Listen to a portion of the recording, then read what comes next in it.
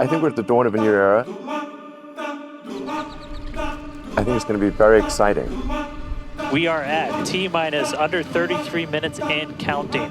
I'd love to have SpaceX be the company that brings humanity to Mars, and I hope I see it while I'm still alive.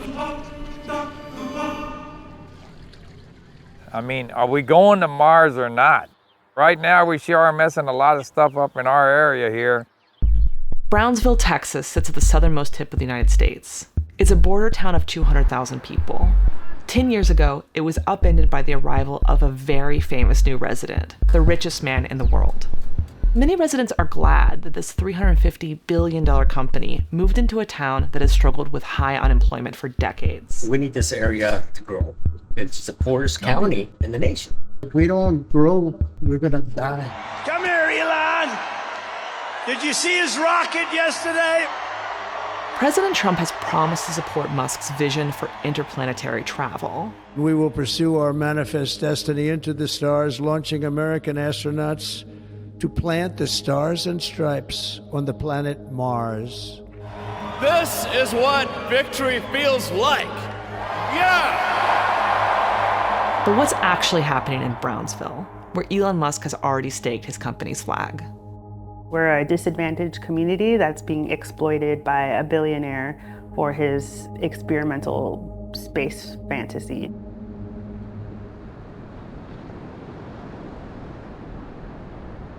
We used to go a lot. I mean, before I even married, we would go, and he would go with his family also. And then once we married, we had boys. We were there probably every weekend. It was just a very serene place. I mean, it's still beautiful when you can get there. Renee and Ida Mandrano live just 17 miles from Boca Chica Beach, where SpaceX launches the rocket Starship, the largest and most powerful rocket ever built, and the one that Elon Musk says will take humanity to Mars. The Starship, which includes the booster Super Heavy, is a 5,000-ton rocket made of stainless steel, designed to carry up to 150 metric tons of cargo, which Musk says is necessary for his Mars colony. The launch is here. The rocket is right here, and you can hear it, you can feel it. You can see the fire, you can see the Raptor. Can you see the smoke? And then all of a sudden you hear those booms. Our dog Miller was running around. It was loud. It sounded like a bomb? A huge, dangerous, super explosive bomb. What was once 1,400 acres of beach and wetlands is now home to SpaceX's building facility, launch pad, and a continuously growing town where employees live, called Starbase. The rocket launches 5 times a year, but right now SpaceX is applying to launch 25 times a year. It's a shame that it got to this point, as big as it is, and probably going to get bigger. Musk came to Texas to pitch his private space launching facility in 2013. This will be the first commercial orbital launch site in the world. And warned that the company was also eyeing Georgia, Florida, and Puerto Rico. We are looking at other potential launch locations. The year before, Musk had spent $12,000 in campaign contributions and hired a lobbyist to court local politicians. SpaceX spent a total of $219,000 on gifts, trips to SpaceX headquarters in California, and even a Lakers game. Texas is a billionaire-friendly state. They have no corporate tax or state income tax. But SpaceX wanted more, and Governor Rick Perry and the state officials were eager to win this bid. In exchange, Musk promised millions in growth. Our competition for this in Texas is very serious. When we first met with Elon, he explained the project to us. And then he asked us, do you know why I'm doing this? And he kind of, backs away from the table and looks at us and says, humanity can no longer sustain itself on this planet, so I'm gonna help with that by colonizing Mars. So at that moment in time, number one, I thought, I'm fired. How am I gonna go back to the poorest community in the United States and tell my leadership, hey, let's use our hard-earned tax dollars to incentivize and recruit a company to our community. And the reason that they're doing this is because they're gonna save humanity by colonizing Mars. It was just so out there. Gilberto Salinas co-founded the Greater Brownsville Incentives Corporation, an organization that allocates city taxes to attract businesses. People laughed at us, but we're like, if we're able to align everything, it might be just that deal of the century. Salinas' organization chipped in $5 million in incentives, and the state approved an additional $15 million, as well as a 10-year waiver on county taxes. 10 years later, in 2024, SpaceX released a report claiming they had invested $3.5 billion in infrastructure and created 3,400 new jobs. To Salinas, Musk had kept his promise. I think any business person will say, you invest $5 million and 10 years down the road, those $5 million are going to turn into $3+ billion. Yeah, I would do that deal any day. In 2014, SpaceX broke ground. The future of South Texas takes off right behind me. This was the frontier at one time, and it's the frontier again. Musk is really good at getting government subsidies. In the last few decades, he's gotten hundreds of billions of dollars from federal grants, tax incentives, and state contracts for his companies Tesla and SolarCity. SpaceX was near bankruptcy, and Musk was deep in debt when NASA gave the company a massive handout in 2008. NASA called and told us that we'd won a $1.5 billion contract. And I couldn't even hold the phone. It's like, I just blurted out, I love you guys. They saved you. Yeah, they did. Financially and maybe even emotionally. I'll tell you what, that was definitely helpful. Yeah. But do those subsidies really pay off for towns like Brownsville? We are a low-income community. We're primarily brown and indigenous. We have a very unique and beautiful community. Becca Hinosa is a local environmentalist and activist who has been fighting SpaceX for years. Our people here, we do need jobs. Most of us are in survival mode, and we're in survival mode because we've been exploited so many times by so many different industries, and now SpaceX is part of that. Musk has a reputation for forcing high speeds on his workers and lacks safety standards at his work sites. Reuters reported in 2023 that there had been 600 injuries at SpaceX locations since 2014. One worker has been in a coma after an on-site accident for 3 years. Another lost vision in one of his eyes after being struck while moving a beam. Ya no miré yo nada completamente, entonces yo le gritaba a mi amigo, perdí mi ojo. Musk's worksite in Boca Chica has an accident rate 6 times higher than anywhere in the space industry. Lo que yo miré, he visto yo allí en ese trabajo de SpaceX, no hay suficiente seguridad. Ahí no hay. Besides the $5 million Brownsville gifted to SpaceX when they first arrived, the Greater Brownsville Incentives Corporation has since spent another $1 million to attract space-related startups. Hinosa says it reminds her of a different time in South Texas's past. About 100 years ago, when rich landowners and politicians in the lower Rio Grande Valley tried to lure white settlers to the region to farm. The lower valley was majority Tejano, Mexican Americans who had lived there before Texas was even a state, and it still is today. They advertised our low-income people as cheap workforce and cheap land, come here and exploit. Since Musk's arrival, the launching site and the SpaceX campus have grown, much faster than Hinosa and the Medranos ever imagined. Never did we think that they would be taking over the entire area. It was just Elon Musk is going to come in, he's going to build a little pad, he's going to have a launch, and that's it. But now it's totally different than what was explained. The thing that bothers the Medranos the most is that they can rarely go to Boca Chica Beach, a beach the state of Texas and the city of Brownsville promised the public would be able to visit. The Texas state constitution guarantees access to all public beaches, but in 2013, the state amended the Texas Open Beaches Act to carve out space activity.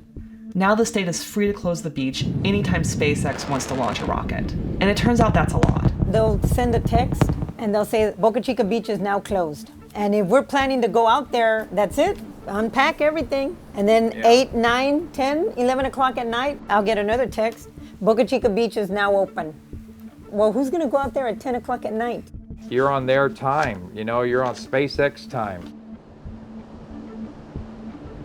Local people call Boca Chica Beach the poor people's beach because this is where people come to fish. We come to the beach with our families because it was free and open to the public. And SpaceX is changing all of that rapidly. Boca Chica Beach is not only a popular spot for fishing and swimming, it's also a complex ecosystem, one of the most biologically diverse in North America, and home to endangered and protected species, including the ocelot, sea turtles, and the piping plover. SpaceX is trampling over this entire site, singeing the wildlife, burning down part of the wildlife refuge. This region, most of the native habitat has been destroyed because of real estate development, industrialization, farming. We only have 3% left, and that 3% is being destroyed by SpaceX. Hinosa co-founded the Texas Environmental Justice Center, and along with other national and local environmental organizations, is suing the FAA and SpaceX for violation of the National Environmental Policy Act, or NEPA. In order to build on the site, Musk had to do a thorough environmental impact statement, or EIS, under the National Environmental Protection Act. These reports are really comprehensive. They include impacts to air quality, carbon emissions, water usage, wildlife protection, as well as cultural and economic impacts. Initially, SpaceX got approval to launch the Falcon 9, a reliable and after years of testing, safe rocket that takes cargo into lower orbit. But in 2018, SpaceX announced they would be launching the Starship Super Heavy, a rocket 20% larger than the Falcon 9 with 10 times the thrust. In a press conference, Musk said they would be testing their new rocket in Texas instead of the Kennedy Center in Florida because It's got a lot of land with nobody around, so if it blows up, it's cool. If it blows up, it's cool. This is a perfect example of a time the FAA should have conducted a second EIS, but instead did a simplified environmental assessment, or EA. Officials concluded that there would be no significant impact of launching this much larger rocket from Boca Chica Beach. That same year, before a single rocket took flight, SpaceX started a fire during an engine test that engulfed 68 acres of brushland in flames and burned through the night. In spite of this, the first launch of Starship was scheduled for April 20th, 2023, aka Weed Day. Here's how the launch was supposed to go. Starship was meant to orbit the Earth, with the booster landing in the Gulf of Mexico and the spaceship re-entering the atmosphere and landing in the Pacific Ocean. Instead, the launch pad exploded, sending debris across Boca Chica Beach and scorching more than 3 acres of land. A dust cloud poured over the nearby Port Isabel. Buildings shook, a window shattered. Holy crap! Rocket is launching. See it on the ladder. It's like a soot. Big old layer cake of it. And they're trying to tell us it's sand. SpaceX hadn't installed flame diverters, or a simple and very necessary water deluge system, sending shards of concrete and rebar all across the beach. The spaceship also failed to separate from the booster. The entire Starship stack continuing to rotate. We should have had separation by now. And spiraled in orbit before exploding and landing into the Gulf of Mexico. Elon looked disappointed, but SpaceX assured viewers it was a success. You never know exactly what's going to happen, but as we promised, excitement is guaranteed. What Elon Musk and what SpaceX tells people is that we are so efficient, we have to develop our rockets by just testing them in the real world. We're not going to use as many computer models to make sure that everything's perfect. And if it blows up, then we're going to get even more data. It's actually good if it blows up. Eric Roche is an environmental engineer who writes about SpaceX at his blog ESG Hound. Those failures have externalities. Every time you launch a rocket, there's a sound wave, there's pollution, you are disrupting people's way of life. Roche documented the damage after that first launch. Burned nests and eggs, dust and chunks of concrete, and scraps of metal on the beach. NASA launches mostly from Kennedy Space Center, which is thousands of acres that was allocated by Congress. And so it has a buffer built in. Whereas SpaceX's launch site in Boca Chica is a tiny little spot of land, and it's surrounded by land that they don't own. It's very close to populated areas. And so those externalities are going to be magnified just by orders of magnitude. The Kennedy Space Center was built using eminent domain, approved by Congress in 1964. But Musk hasn't gone through that same process. He's just slowly expanding the scale and scope of his operation. Roche says it's eminent domain by fiat. I have never experienced an earthquake until SpaceX. The earthquake that I experienced in my apartment, which is over 20 miles away, is an earthquake caused by a billionaire. Before Musk could launch again, the FAA grounded the Starship and launched an investigation, conducted by SpaceX, but overseen by the FAA. They found 63 things that needed to be changed before the Starship could launch again. Musk and his fans goaded officials on Twitter, which Musk owns and has renamed X.com. The investigation closed in September, and the second launch was in November 2023. It was another failure. The Super Heavy booster has just experienced a rapid, unscheduled disassembly. But in 2024, during Starship's 5th flight, the reusable booster separated and returned to the launch tower, which was a major accomplishment for SpaceX. However, not a single one of the launches has successfully gotten cargo into orbit. Musk continued to publicly beef with the FAA, and in September 2024, the FAA charged SpaceX $633,000 for safety violations at its Cape Canaveral station. Musk threatened to sue in return, but never did. As the 2024 election approached, he became increasingly vocal that a Trump victory would free SpaceX from unnecessary regulations. I feel more optimistic about it with the Trump White House. The biggest impediment to progress that we're experiencing is overregulation. The bureaucracy in the U.S. has been growing every year.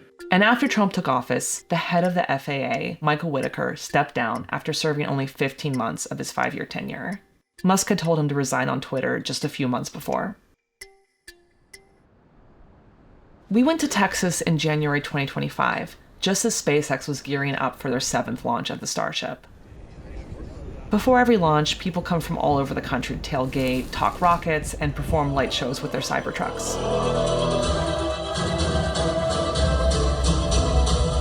The idea of colonizing the moon and going to Mars is also just really inspiring. And it's inevitable. I think the Earth is not infinite in its resources, so we got to start looking elsewhere. That same week, the FAA was hosting a public forum to talk about SpaceX, increasing the number of launches a year from 5 to 25. Both Madranos and Becca Hinosa were there.